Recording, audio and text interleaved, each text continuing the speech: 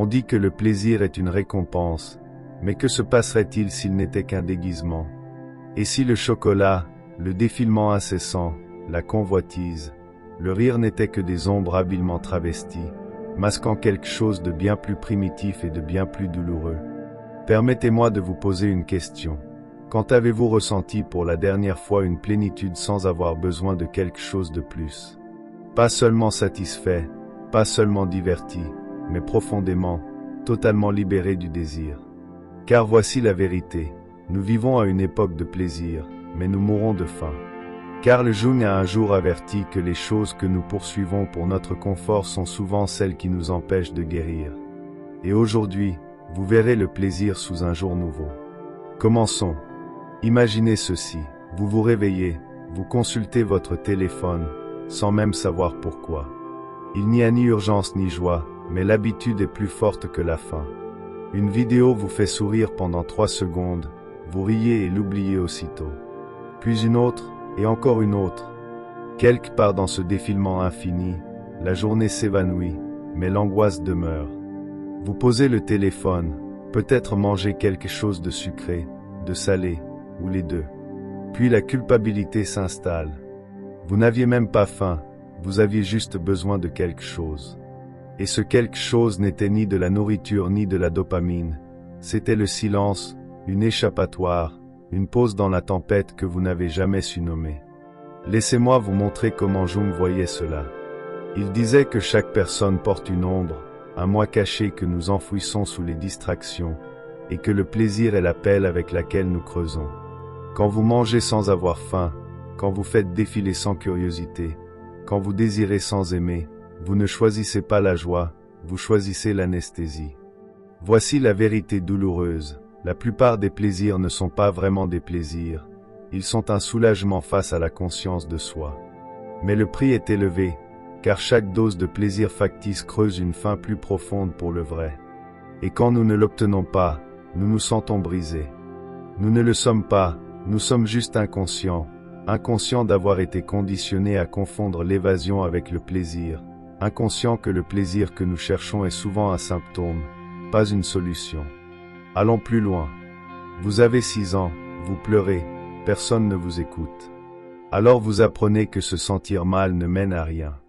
Mais quand vous souriez, quand vous jouez la comédie, quand vous vous distrayez, les gens approuvent. Cette récompense s'incruste, et vous la répétez pendant des années jusqu'à l'âge adulte, où votre douleur devient muette et vos plaisirs deviennent bruyants, plus forts que votre solitude, plus forts que vos peurs, plus forts que l'enfant en vous qui voulait juste être consolé. Mais voici ce que la plupart des gens ne réalisent jamais, le plaisir a une mémoire. Chaque fois que vous l'utilisez pour étouffer la douleur, vous conditionnez votre corps à craindre le calme. Le silence devient insupportable, c'est pourquoi vous ne pouvez pas rester seul, pourquoi vous avez besoin de musique sous la douche, pourquoi le silence ressemble à une punition. Et Jung le savait, il voyait comment le plaisir, lorsqu'il est mal utilisé, devient l'ennemi de l'âme, non pas parce qu'il est mauvais, mais parce que nous l'utilisons mal. Le vrai ennemi, c'est l'évitement qu'il permet. Avant d'aller plus loin, je veux que vous fassiez quelque chose. Si cela résonne en vous, si vous avez déjà ressenti cette étrange culpabilité après avoir succombé à quelque chose qui aurait dû vous apporter de la joie, abonnez-vous, non seulement pour aider ce message à atteindre plus de gens, mais parce que vous n'êtes pas seul dans cela. Et commentez ci-dessous quel moment vous a le plus marqué jusqu'ici, car admettre cela n'est pas une faiblesse, c'est une force de le reconnaître. Maintenant, laissez-moi vous montrer le piège. Imaginez une personne traversant un désert, poursuivant des mirages.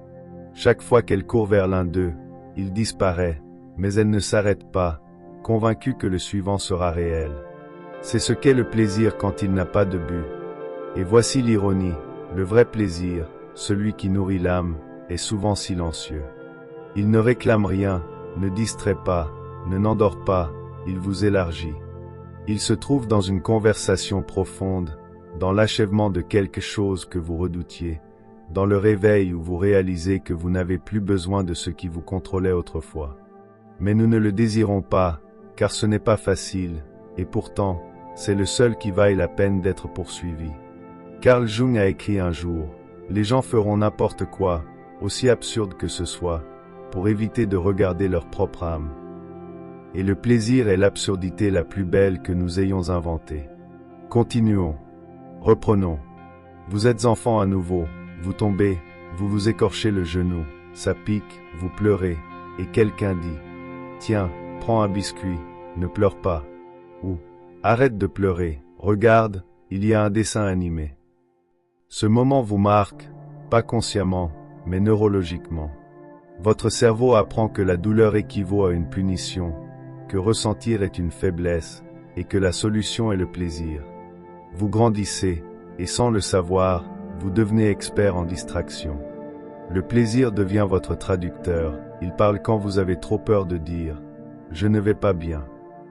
Il danse quand vous êtes trop fatigué pour admettre « je suis vide ». Il sourit quand tout ce que vous voulez, c'est crier. Mais voici ce que personne ne vous dit. Chaque fois que vous remplacez une émotion par une stimulation, vous perdez un peu plus d'intimité avec votre vrai moi. Carl Jung avertissait, quand le monde intérieur est ignoré, le monde extérieur devient plus bruyant. Et qu'est-ce que le plaisir, sinon la chose la plus bruyante de nos vies? Le défilement, le bourdonnement, le ping, la frénésie, tout cela hurle pour que nous n'ayons pas à écouter. Mais écoutez quoi?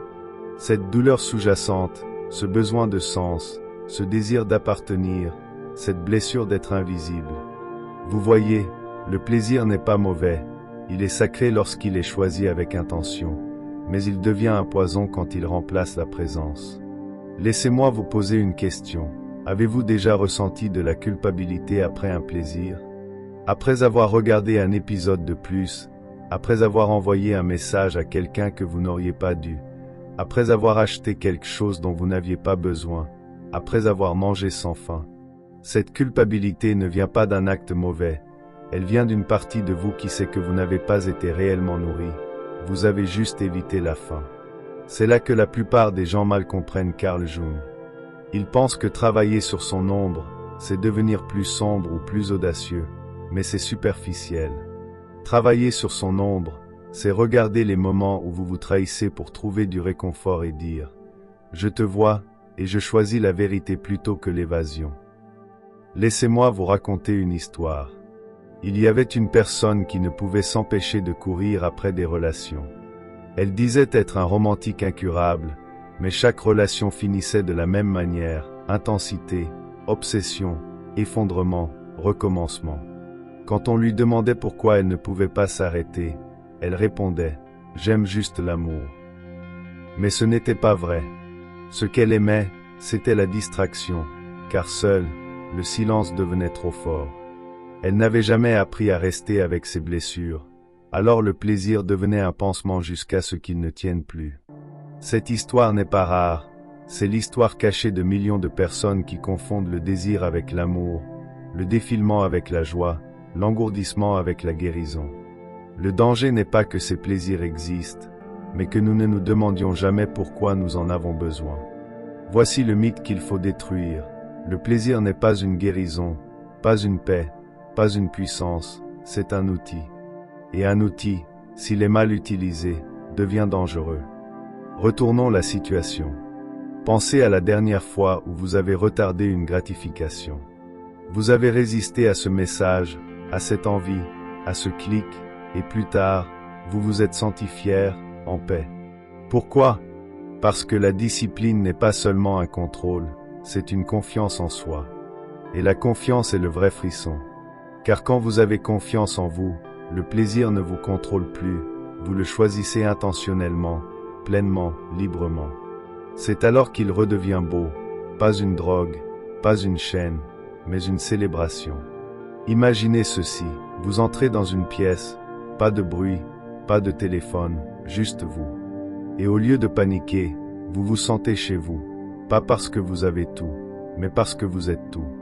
C'est ce que Jung entendait par individuation, devenir entier, non par déni ni par un labeur constant, mais par intégration. La capacité de ressentir le plaisir sans l'utiliser comme un pansement, de savourer le silence sans le craindre, d'être avec soi-même et d'aimer qui l'on est. C'est l'objectif, mais on n'y arrive pas en poursuivant des hauts incessants. On y arrive en baissant le volume des distractions et en écoutant ce qu'elles cachaient. Alors, à quoi cela ressemble-t-il? Cela ressemble à remarquer quand vous tendez la main vers votre téléphone et à vous demander « Qu'est-ce que j'évite ?»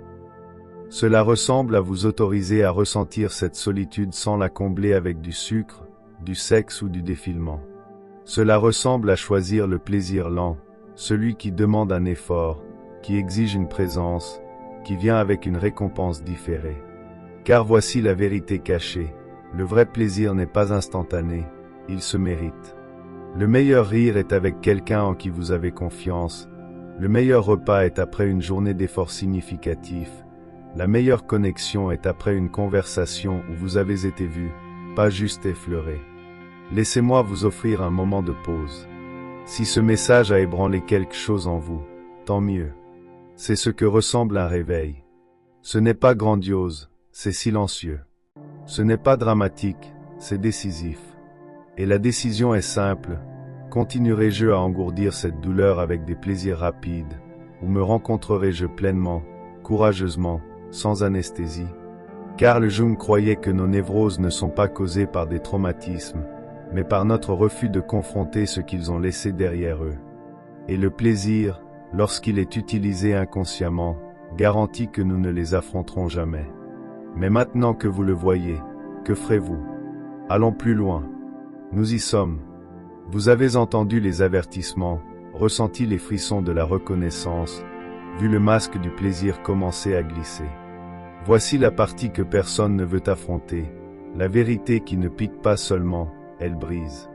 Car pour vraiment reprendre votre vie des mains d'un plaisir faux, vous devez admettre quelque chose de terrifiant. Vous vous êtes trahi.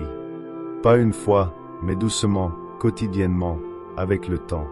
Chaque fois que vous avez cherché une solution rapide, chaque fois que vous avez dit « encore 5 minutes », chaque fois que vous avez fui le silence parce qu'il murmurait trop fort, chaque fois que vous vous êtes dit « ça me fait du bien », alors qu'en réalité, cela vous aidait juste à oublier. Mais écoutez bien, ce n'est pas de la honte, c'est un réveil. Vous n'êtes pas faible d'avoir fait ce que vous pensiez qui vous protégeait. Vous n'êtes pas brisé d'avoir désiré quelque chose qui atténuait la douleur. Vous surviviez. Et maintenant, enfin, vous êtes prêt à vivre. Car une fois que vous voyez la boucle, une fois que vous comprenez que la plupart des plaisirs n'étaient pas de la joie mais de la sédation, vous ne poursuivez plus les mêmes choses. La fête n'a plus le même effet, le défilement ne gratte plus l'envie, la rencontre ne comble plus le vide, le sucre n'apaise plus le cri. Car la vraie douleur n'était pas l'ennui, c'était l'absence de vous-même. Laissez-moi peindre cela de manière durable. Imaginez votre vie comme une maison. À l'intérieur vive votre enfant blessé, votre vérité ignorée, votre mémoire non guérie. Mais au lieu d'entrer par la porte principale pour les rencontrer, vous construisez un système de divertissement à l'extérieur, musique, lumière, bonbons, confort. Vous organisez une fête dans la cour pendant que votre enfant intérieur attend, invisible. C'est ce que fait un plaisir incontrôlé. Il construit un carnaval dehors pour que vous n'entriez jamais. Mais la guérison, la vraie guérison, c'est marcher dans le silence, entrer dans la maison, s'asseoir avec l'enfant et dire « Je suis là maintenant, tu peux parler ». C'est le travail dont parlait Jung. Il ne voulait pas que les gens deviennent accros au calme, il voulait qu'ils n'en aient plus peur, qu'ils sachent que le silence n'est pas l'absence de vie, mais la présence de tout ce que nous avons évité. Voici le climax, le dernier mythe à briser. On vous a dit que le plaisir est le but, que le bonheur signifie se sentir bien, que plus vous vous laissez aller, plus vous êtes libre. Mais la liberté n'est pas de faire ce que vous voulez, c'est de ne pas en avoir besoin. Le vrai plaisir n'est pas le chocolat, pas le téléphone, pas la caresse de l'ego. Le vrai plaisir, c'est le moment où vous réalisez que vous n'avez plus besoin d'être distrait de vous-même. Vous pouvez rester dans le silence et sourire, pas parce qu'il est vide, mais parce qu'il est plein, plein de présence, de vérité, de puissance. Vous devenez la personne qui ne court plus après le frisson, parce que vous portez déjà la paix. Et les gens le remarqueront. Ils diront que vous avez changé. Vous parlerez plus lentement, ferez de plus longues pauses, rirez moins souvent mais plus profondément. Et ils demanderont, pourquoi ne bois-tu plus autant? Pourquoi es-tu sorti des réseaux sociaux? Pourquoi ne réponds-tu pas tout de suite? Et vous sourirez, car ils ne comprendront pas que vous n'évitez plus rien, vous êtes simplement présent. C'est cela qui effraie la plupart des gens. Quand quelqu'un n'a plus besoin de plaisir pour se sentir bien, il devient puissant, incontrôlable, non distrait, non manipulable. Le plaisir ne l'attire plus, le marketing ne l'hypnotise plus, les addictions perdent leurs griffes, car la présence est revenue. Et la présence est la forme la plus pure de rébellion. Carl Jung a dit un jour, « Le privilège d'une vie est de devenir qui vous êtes vraiment. » Et qui vous êtes n'est pas un accro à la dopamine, pas un paquet de désirs, pas un consommateur de sentiments, vous êtes un créateur de sens. Et le sens n'est pas toujours plaisant, en fait, rarement. Il est exigeant, épuisant, gênant, mais il est réel, et il vous nourrira d'une manière que le plaisir ne pourra jamais égaler. Alors, la prochaine fois que l'envie frappe, faites une pause. Pas pour la combattre, pas pour en avoir honte, mais pour demander, de quoi ai-je vraiment besoin maintenant? Cette question seule peut changer votre vie, car elle brise la boucle, vous tend le stylo, vous rappelle que vous n'êtes pas votre faim, vous êtes celui qui choisit comment la nourrir. Laissez-moi vous laisser avec cela, vous ne regarderez plus jamais le plaisir de la même manière, pas parce qu'il est mauvais, mais parce que maintenant, vous le voyez clairement.